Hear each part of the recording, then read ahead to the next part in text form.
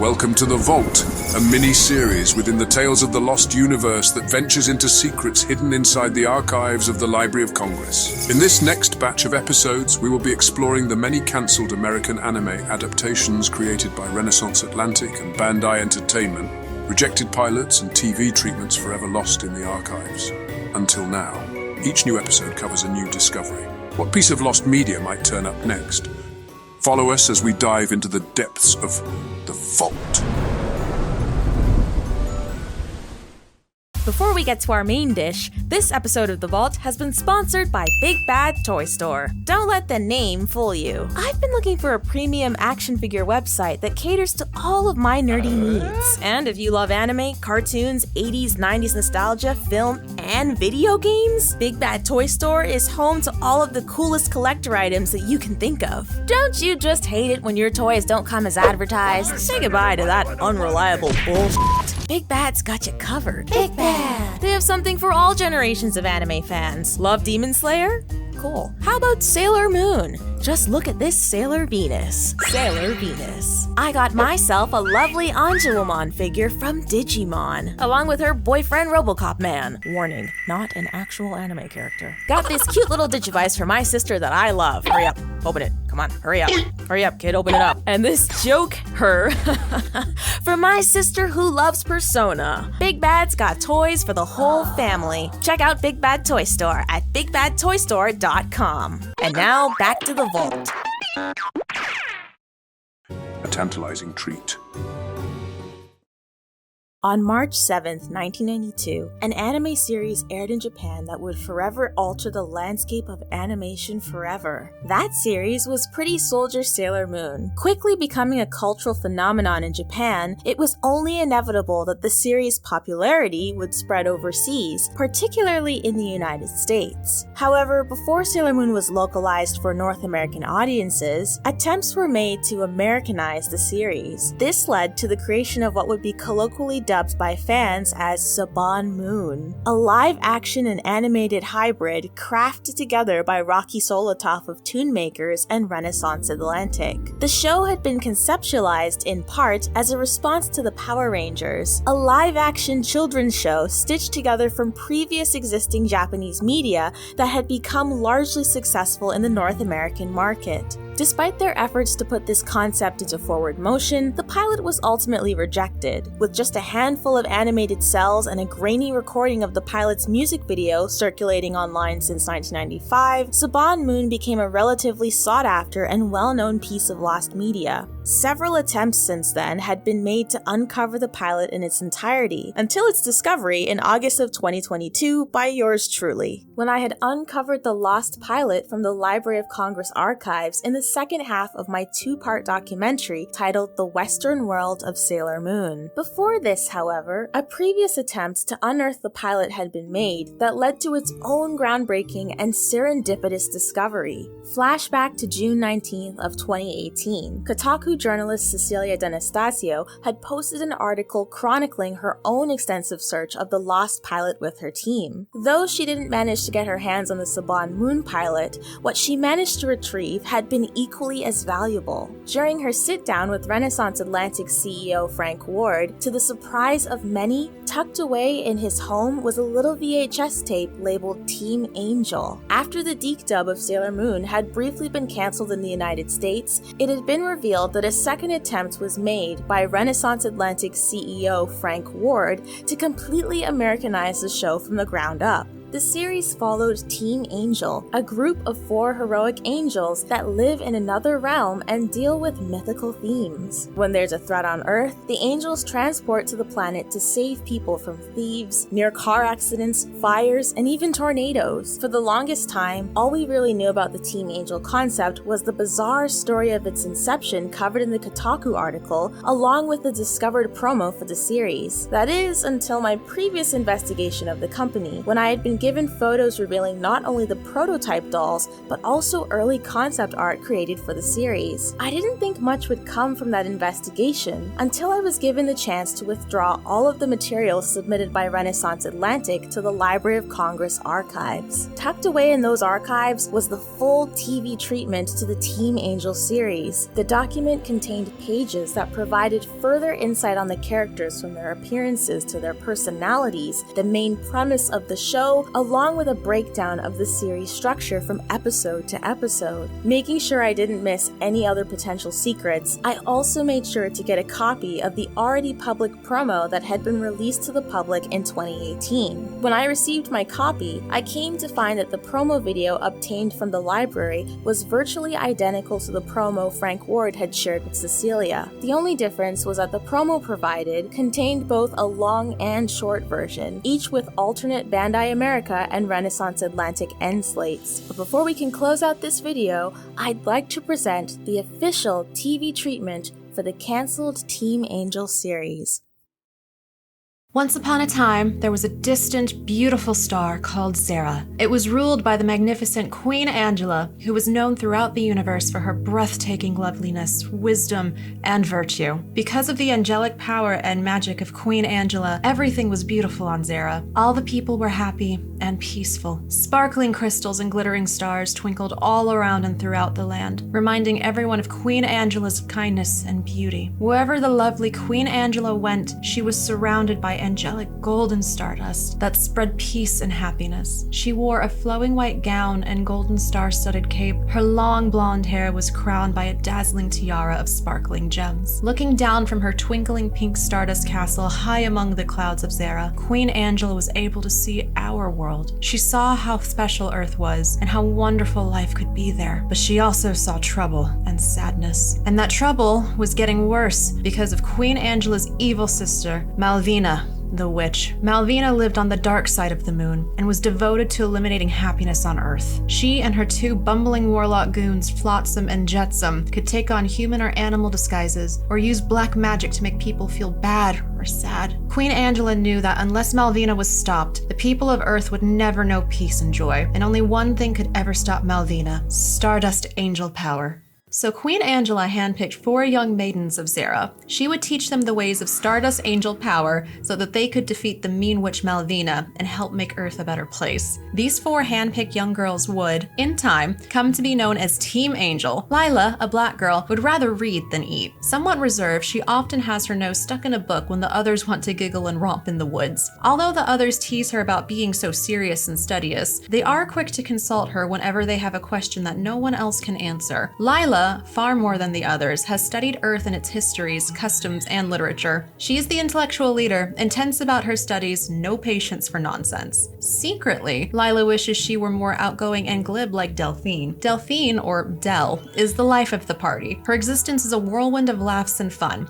Impetuous and funny, she has no time for reflection. Her motto in life is, let's move it. In our world, Delphine would be the one who leaves assignments until the last minute and talks her way out of trouble. She will sometimes get herself and her friends into trouble with her devil-may-care attitude, but her charm and wit prevail. Deep down, of course, she admires Lila's intelligence and preparation, and she'd love to have it all together like Rosalind. Rosalind is a wholesome, blonde, girl-next-door type. She's the group's unofficial team captain. She applies just the right pressure, just the right psychology to get the others to work together smoothly. Rosalind is the take-charge one who gets the best performance out of everyone. Wiser in the ways of the world than the others, she is often their spokesperson. Naturally patient and tolerant, she is the one whom the others depend on to help them resolve problems. She is the mediator of disputes between the girls. In a crisis, the others turn naturally to Rosalind for guidance. She leads by example, and the others admire her poise and calm. Celeste, a chestnut brunette, is quite shy and soft-spoken. She is amazed that Lila knows so much and would love to have Delphine's quick wit. Above all, she admires Rosalind's grace and courage. Celeste sees herself as a bit of a klutz. Awkward and tongue-tied at times, she often doesn't get it, but the others feel very protective of her. Gentle, soft, and kind, a daydreamer, she has the magic touch when it comes to animals. All animals love her, and she, in turn, can get animals to do amazing things. With people, Celeste often gets it wrong. She's a little clumsy sometimes, dropping her teacup or tripping over things, but little girls on Earth will respond to her inner goodness and gentleness. Although she never seems to be quite connected to reality, in a pinch she comes through, and the others always are surprised and proud of her in a crisis. At first, the girls were very reluctant when Queen Angela told them about their new rules. Earth, they knew, could be very strange and sometimes rather scary. They also know how powerful and evil Malvina was. Up until now, their lives had been simple, sweet, and serene. Could they do their new job? But, of course, they loved their queen and were eager to please her. So with a little anxiety, they agreed to try. So the queen explained. In the center of their garden courtyard is a small pond encircled by colored crystals. When the crystals glow, the girls must look into the pond. It will reflect the image of Queen Angela. She will give them a special message about someone needing help on Earth. Often, the people will be in trouble because of Malvina's evil deeds. The pond will show them, in several quick cuts, scenes of the suffering or trouble that must be resolved. The girls must then rush to the luminous crystal cave, portal to our world. There, they will merge with brilliant bands of light and color that will transport them to Earth in thrilling odyssey, and transform them into the powerful Team Angel. As the angels alight upon Earth, each will be wearing an action costume that combines femininity and heroism. A dazzling golden glow will surround them. They are ready for their mission. Team Angel will have special Stardust Angel power while on Earth to counteract the witch Malvina and to assist people. Malvina and her two goons have the power to pop up whenever they want to, in any disguise, to make people unhappy. Although the goons will be largely laughable bumblers, they will look very sinister and have nasty intentions towards humans. For example, Team Angel will be summoned to help an unhappy girl who lives with a very mean aunt. They will later be revealed that the aunt is Malvina in a disguise and her spoiled son is a warlock. Team Angel will use their Stardust Angel power to console the unhappy girl and reveal Malvina's identity. Every time the Team Angel girls sprinkle a handful of golden stardust, they will be able to appear and disappear suddenly, whenever and wherever they wish. They can also use it to make evil people good or sad people happy. Their mere presence will cheer and uplift people. They can also use their Stardust Angel power to disguise themselves as plants, animals, or even people. Because Team Angel are enchanted girls from a magic land, they can communicate with animals on Earth. The appearance, in special effects, of glittering golden stardust will signal that Team Angel has performed or is about to perform an angelic act. From time to time, Queen Angela will supplement the angel's powers. For example, Sweet Celeste will be given a pair of glittering star sapphire slippers that will give her the power to see through Malvina's disguises. Malvina will use every power imaginable to terrorize Celeste and steal them away, because they will give Malvina the power of stardust magic to cast spells of sadness and nastiness. Or, Rosalind will receive a diamond glitter wand that will make one wish come true for each person it touches. Malvina will try to cast a spell so the wand gives people the opposite of what they wish for, and Team Angel will have to use their Stardust Angel power to save the day. Queen Angela warns the girls that they cannot spend too much time on Earth. If they do, they may be trapped there as mortals to lose their magical powers forever. She then bestows upon each a special timepiece that will warn them when time is up. The time allotment will change from assignment to assignment. Sometimes the angels will only have 1 hour, sometimes a whole day or more. They may even have to leave Earth when their time is up to return later to complete their mission. Even though the angels will befriend each person they help, when the timepieces alert them they must return to Sarah, no matter where they are. The people of Earth will be sad when Team Angel must leave, so Queen Angela gives each of them a beautiful silken star satchel to carry with them on Earth. Inside the satchels are golden stars that the angels will leave for people they have helped. The people will then feel the girls of Team Angel are with them, always. In turn, the maidens will always be able to look into their pond and see the Earth whenever they want, with the little stars glowing everywhere that a good deed has been done.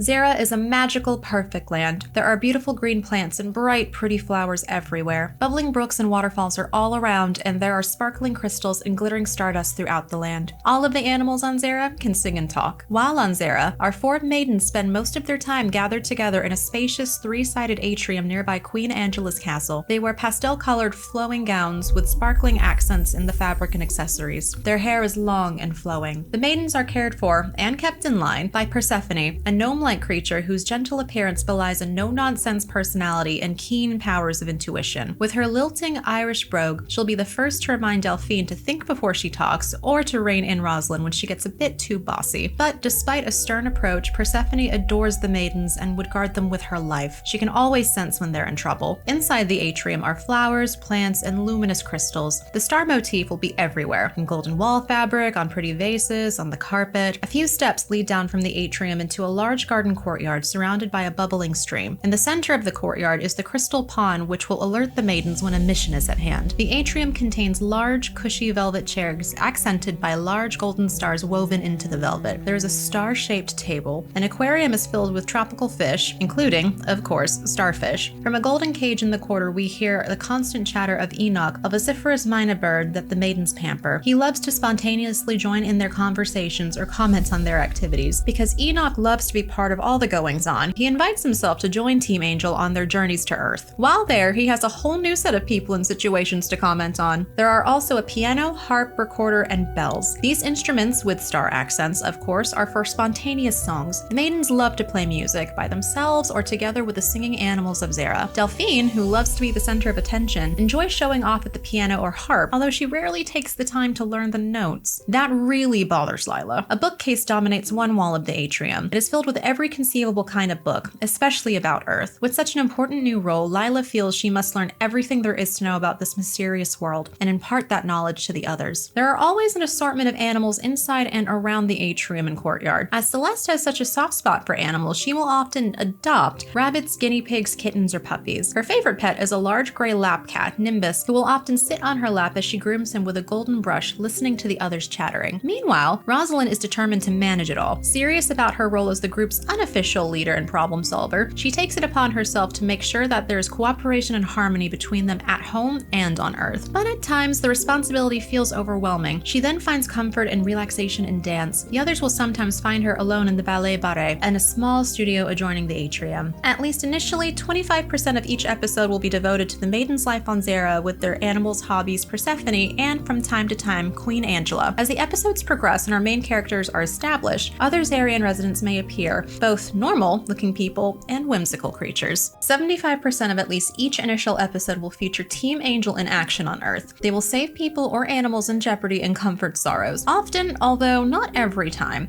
Malvina and her villains will be the cause of the human problems. On other occasions, people will just need a dose of Stardust Angel power to make a dream come true or to overcome a problem. For example, a little boy is very good, but he has such a hard time with his studies that he might have to be held back in school. He's terrified of tests. A pep talk by the wise Lila and a touch with the diamond glitter wand gives him the confidence he needs to pass his test. In a later episode, it will be revealed that Queen Angela had once sent her only son, Prince Theo, to our world on a mission of peace. Tragically, Malvina cast a spell and the prince lost his magical powers. Ever since, he has been marooned on Earth, disguised as a normal boy. Much later in our story, we shall find the prince and he will help Team Angel when they are in trouble. Over time, the girls will all develop a bit of a crush on him.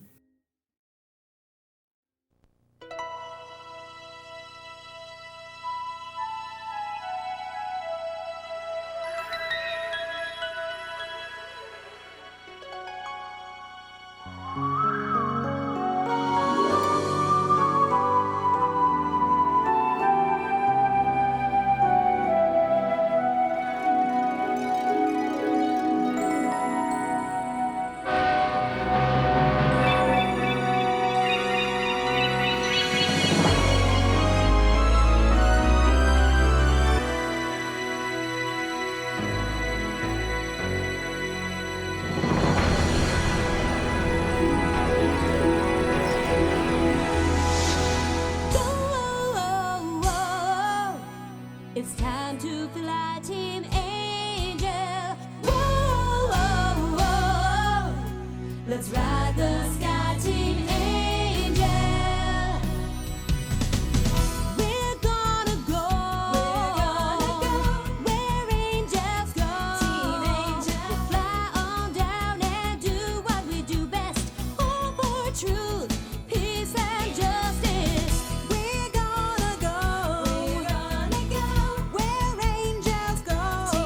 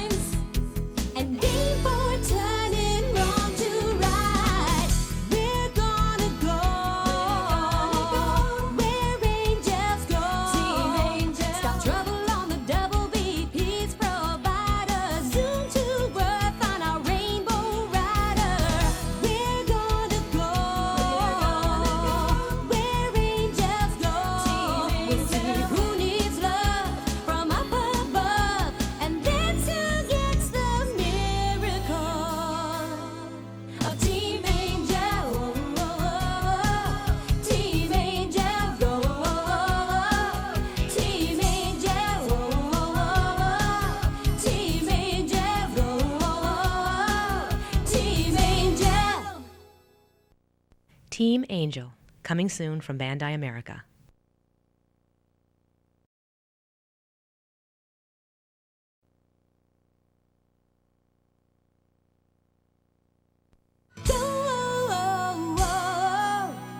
It's time to fly, Team Angel. Whoa, whoa, whoa. Let's ride the sky, Team Angel. We're gonna go where angels go. Team Angel. We'll fly on down and do what we do best. All for truth, peace, and justice. We're gonna go where angels go. Team Angel. Let's put our hands and hearts together. Save the day, make tomorrow better. Let's go, go, go, go, go. Team Angel. Danger don't scare us. We'll keep our cool, use our magical dust. Fight with our minds and aim for turning wrong to right. We're gonna go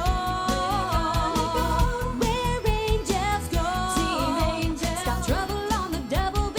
Peace provider. Zoom to Earth on our rainbow rider.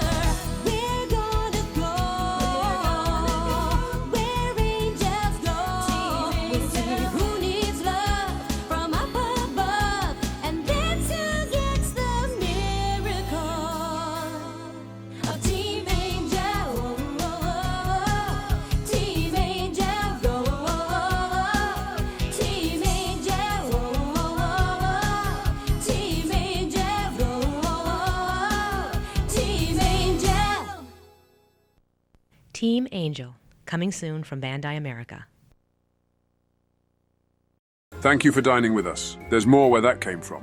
What lost media do you think will be shown from the vault next? If you would like to support this little series, don't forget to like and subscribe. Ta-ta for now.